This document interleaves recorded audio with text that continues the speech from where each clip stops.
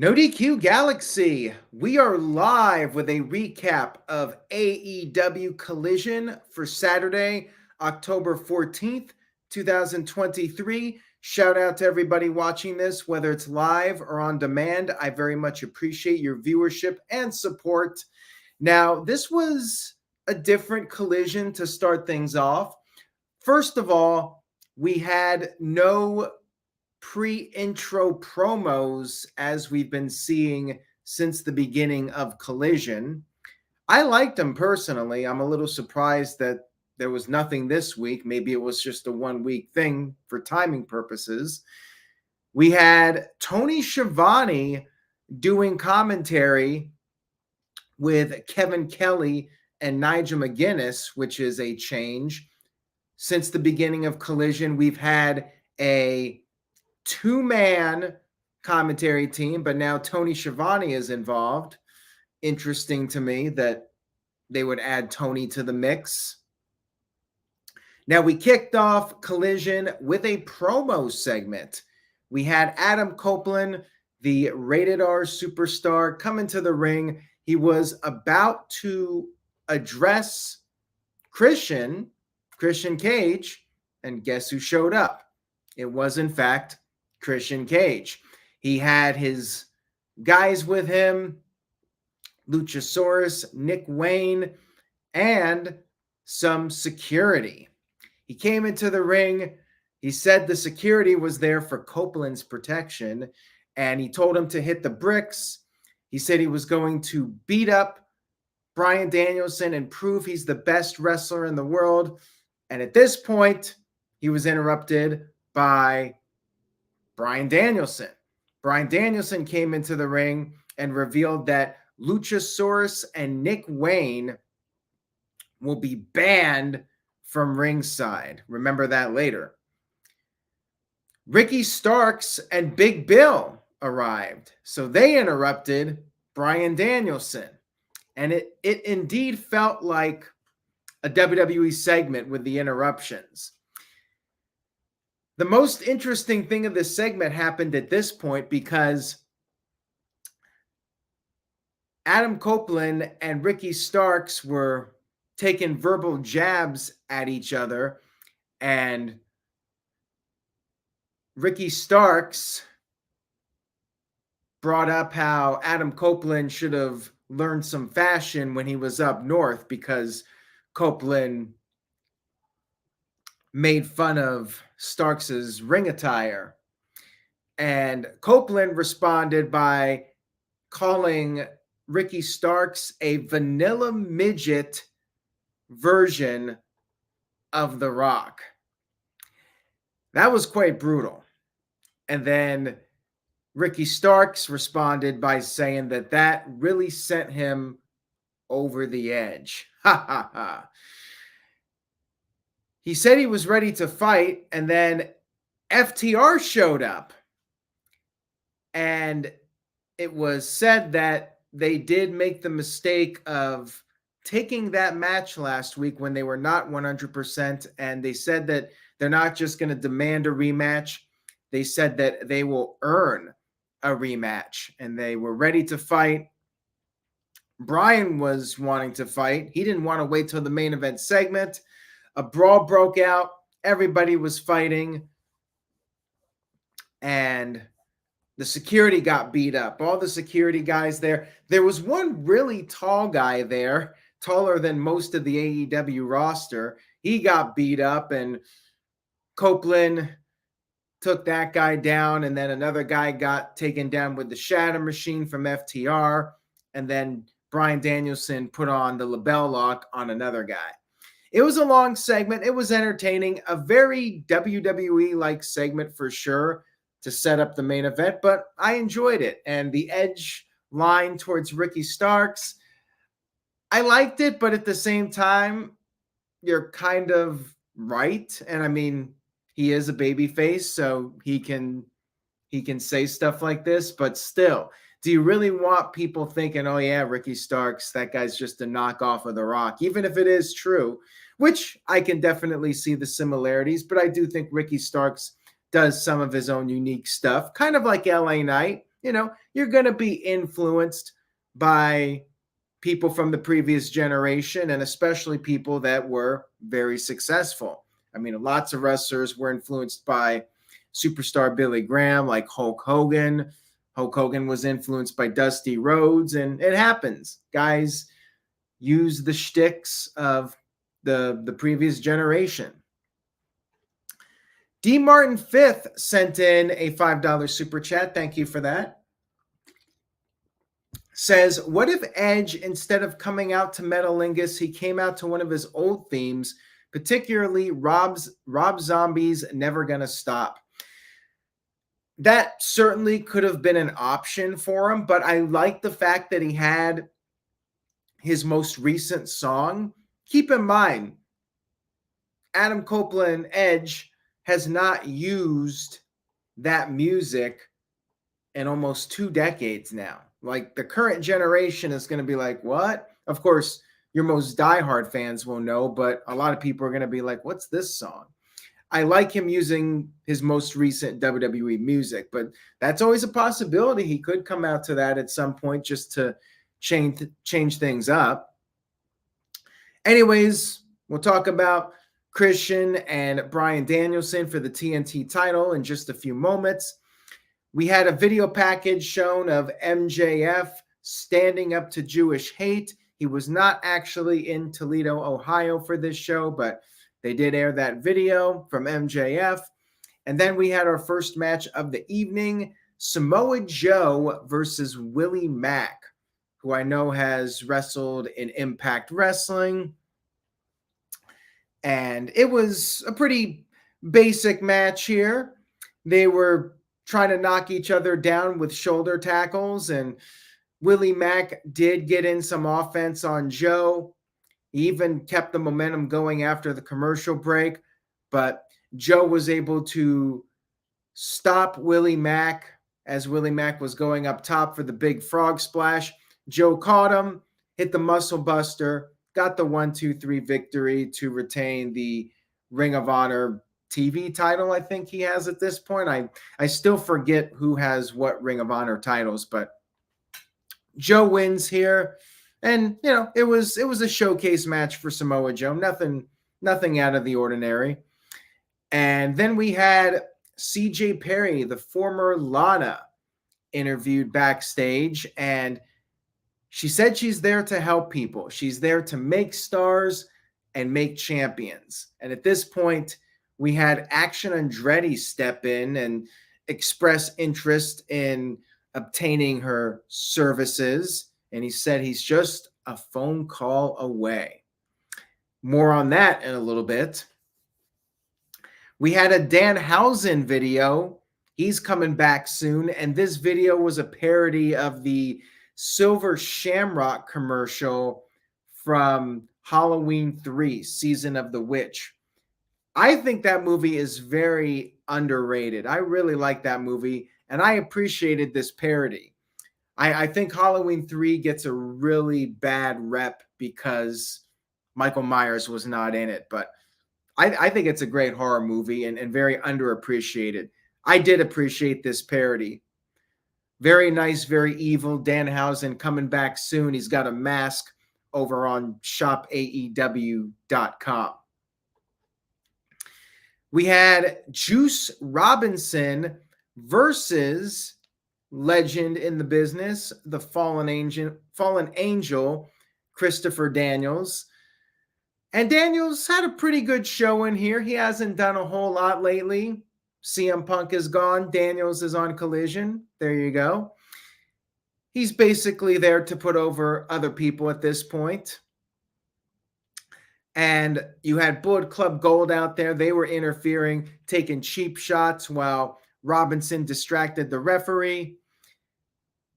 Daniels actually did make a comeback, and he went for the Angel's wings, but Robinson countered it and picked up the win with his finisher, the Juice is Loose. Basic match here, basically just to advance Juice Robinson, give him a good win here. And after the match was over, they cut a promo. Basically, they're hyping up Full Gear, Jay White versus MJF for the world title. And also, next week, we have the Dynamite Diamond Battle Royal, which MJF has won every single year. And Robinson bought his own ring from TJ Maxx, and they knocked out Daniels with the ring, and they said they're going to win the actual ring from MJF and then pawn it and go on a vacation. And of course, Jay White's still in possession of that AEW world title. He said he's going to win the title because he's better than MJF, and MJF knows it. So pretty good segment here with these guys to build up next Wednesday and the pay-per-view. Speaking of the Dynamite Diamond Battle Royal, Dustin Rhodes will be part of the match. It's going to be in Texas next week, so you got to have Dustin in it, but Dustin ain't winning it. Bless his heart. We had Kyle Fletcher versus Boulder. I think his name is Boulder, of the Iron Savages, the guys that eat ass. That's their gimmick or whatever. So Kyle Fletcher doing some singles competition due to his partner Mark Davis being injured. And Kyle Fletcher picked up a pretty easy win here, Dragon Sleeper. And then in a backstage interview, he said that he has the opportunity now, with his partner being out, he can become a singles wrestler for a while. He's only 24 years old, and he vowed to challenge Kenny Omega for next week's Dynamite. He's going to try to make a name for himself at the expense of the legend Kenny Omega. We'll see how that goes next week. We had Renee Paquette talking to the Acclaimed about their recent momentum as trios champions. And Billy Gunn, Anthony Bowen said they need to work on Max Caster's relationship skills. And then the Jericho Appreciation Society, and I know that doesn't exist anymore, but, the guys that were in the group, Jake Hager 2.0 and Danny Garcia. So for lack of a better term for them, Jericho Appreciation Society, non-Jericho Appreciation Society. How about that? They said the Acclaimed is stale, and they issued a challenge for next Saturday's AEW Collision. And they're also doing Battle of the Belts. That will be next Saturday night. So I think I will be doing a recap for that next week, Matthew, just to respond to you. And then we had Skye Blue versus Kris Statlander, the TBS champion. And they're teasing a heel turn with Skye Blue. She got the mist in the face from Julia Hart, so she's not quite right. Something's off here with her. But it was a competitive match. Good match with these two. I thought it was pretty solid. And Statlander did get in a lot of offense, and Skye Blue stayed in it. Skye Blue ended up power bombing Statlander out of the corner and then went for a top rope crossbody, but Statlander caught her, power slammed her, and then Blue was able to make a comeback. She had a super kick and then a knee, but then Statlander countered with the Saturday Night Fever and was able to retain her championship. And then after the match, Statlander wanted to help Skye Blue, but she didn't really seem interested. And then Willow Nightingale, who also got misted, came out there, and Statlander just left at this point. So this is interesting. They're teasing something's going on here with these ladies. Something's not right. Although Willow Nightingale just seems like a natural baby face. I'm not sure if she's going dark too, but time will tell on that. And then we had a video package for Roosh and his crew. And basically he said that if you mess with the bull, you get the horns. We had Keith Lee versus a guy named Turbo Floyd. And the best way I can describe him is that he looks like a 1980s wrestler. He's got the Magnum TA mustache, and he's got the Hulk Hogan hair, and he was flexing his muscles, and he got his ass kicked. Keith Lee made short work of him, gave him the pounce, period, and then beat him with the sit-down powerbomb. And you had Shane Taylor and Lee Moriarty watching backstage. I really don't care about this feud, but at least Keith Lee's got something to do with this point. And then we had Miro in a video package talking about his wife, and this must have been filmed right on the spot because he said he's going to destroy every man that CJ Perry manages, and he pulled in Action Andretti into the camera shot. So he got his hands on Andretti, kidnapped him or something, and he's like, okay, my video is going to air here in 10 minutes, so you're going to come in here and be part of this video. So it was kind of weird. And then they announced that there will be a match on next week's show. So next week will be the real massacre of Action Andretti. This was just a little sample of that. Then we had a Mystico video package. Mystico was formerly Sin Cara, who's apparently a really big deal in Mexico. But yeah, that Sin Cara gimmick was kind of a bust. Remember that penis t-shirt? Look it up. It's not anything that's too graphic. It's just the shirt got pulled. It was an official WWE t-shirt design. So Mystico's coming. There you go. Mystico's coming next week.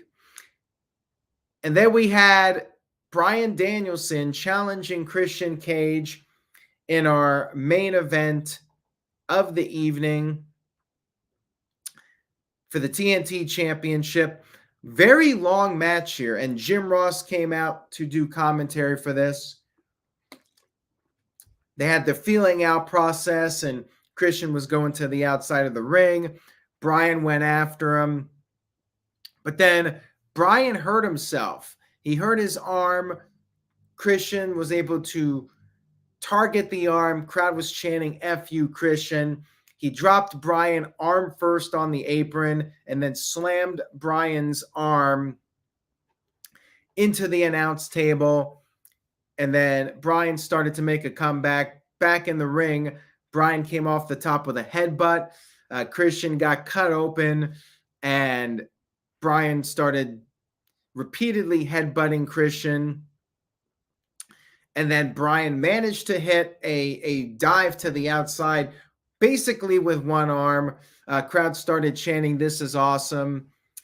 And then Bryan came off the top with a knee to Christian, but Christian kicked out.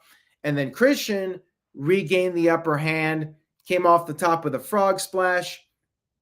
Bryan kicked out of that and then went for the spear, but Bryan countered. Bryan kicked Christian's head in, went for the running knee, but was caught with the spear. And then Christian hit the kill switch. 1-2 kick out. Bryan Danielson kicked out of the kill switch, and then Bryan avoided another spear, and then Bryan did hit the running knee. However, Christian kicked out of it. So Bryan applied the label lock. Christian got his foot on the rope. Bryan broke the hold, but then pulled him back in the ring, was trying to reapply the label lock. Remember, he still had the hurt arm. And then Big Bill showed up. Big Bill came out there, referee distracted, and then Ricky Starks hit Bryan with the TNT Championship, and then Ricky Starks was able to get the 1-2-3 victory. Great match. Excellent main event. And I do agree they did the typical screwy finish, but I pretty much knew this was coming. Like, Bryan's not winning the title. They're clearly setting up Adam Copeland versus Christian Cage for the TNT title. So Christian's got to stay strong and keep the title. But Bryan's got to look strong in defeat. Bryan is coming off some of the biggest wins of his AEW run. So yeah, this type of match, you pretty much had to have the screwy finish with the outside interference. And yeah, you could say they booked themselves into a corner, but you know that's what you got to do. You got to book the big marquee matches if you want people to tune in. But sometimes it's not going to be a scenario where you can have a clean finish. You got to have the interference. And that's what happened here. And then afterwards, Christian's people, Luchasaurus, Nick Wayne, they came in to continue the attack on Bryan. But then FTR came down, and then Adam Copeland ran down. So we had a continuation of the beginning of the show, and the good guys cleared the ring, although Nick Wayne was still there, and he got his ass kicked. He got speared by Adam Copeland. Good guys stood tall as Collision went off the air. So all in all, I thought it was a good show. You did have some filler matches. Main event, though, was great. If you're going to check out anything from the show, I would say watch the main event. And the women's match was pretty solid too, but the main event really stole the show and did feel like a pay-per-view quality main event. I mean, both guys are great. Christian's doing some of the best work of his career, and Danielson too. Danielson's been just tremendous. You know, this is what looks to be his last full-time year in wrestling, and he's making the most of it. So yeah, you got two pros in there, and a good show. I give it a solid B. Entertaining Collision. You know, they're hanging in there despite the departure of CM Punk. You got Adam Copeland there to help make up for the loss of star power, and you know they're moving along here with the show. They're trying to keep it going, trying to keep people interested, and it was good. They didn't really announce too much for next week. I think they only announced the Miro match, so yeah, that might be an issue. You know, you want to keep people interested in Collision, so you got to keep building up matches. So from that perspective, you know, they didn't really do much to promote next week. They mostly promoted Dynamite, and they said on Dynamite they'll announce more matches for Collision. But they gotta hook you more than just Miro's gonna beat up some guy that CJ Perry is potentially managing. Just saying. So that's all I got tonight. Thank you all so much for tuning in. I hope you enjoyed the video, and stay tuned to NoDQ.com for the very latest. Pick up a NoDQ.com Say Yeah t-shirt over at NoDQ.com/merch. And remember, say yes to NoDQ.com or say yeah to NoDQ.com. And I will see you all next time.